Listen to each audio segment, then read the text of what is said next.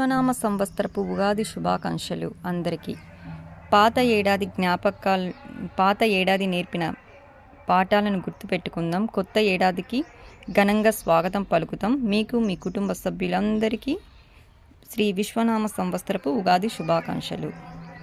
ఇప్పుడు ఉగాది పచ్చడి, షడ్రుచుల ఉగాది పచ్చడి తెలిపే జీవిత పాఠం అన్నమాట.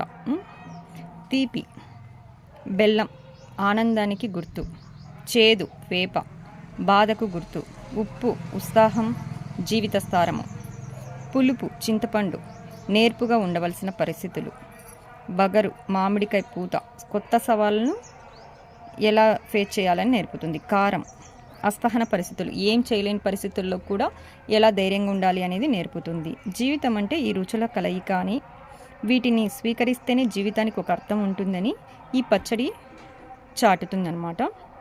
ఇప్పుడు ఎలా చేయాలో చూద్దామా. ఫస్ట్ కొంచెం చింతపండు వాటర్లో నానబెట్టుకోవాలి.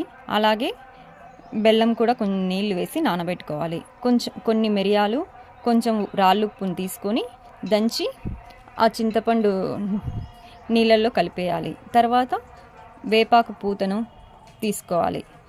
తర్వాత చిన్నగా కట్ చేసుకున్న మామిడికాయ ముక్కల్ని కలిపేయడమే ఉగాది పచ్చడి. ఈ షడ్రుచులని ఉగాది పచ్చడిగా చేసుకొని మనం కష్టాలని ఆనందాలని అన్నిటినీ సమానంగా ధైర్యంగా నిలబడి ఎదుర్కోవడమే ఈ ఉగాది పచ్చడి యొక్క నిర్వచనం అన్నమాట.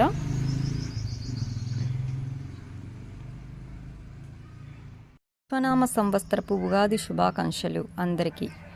పాత ఏడాది నేర్పిన పాఠాలను గుర్తుపెట్టుకుందాం. కొత్త ఏడాదికి ఘనంగా స్వాగతం పలుకుతాం. మీకు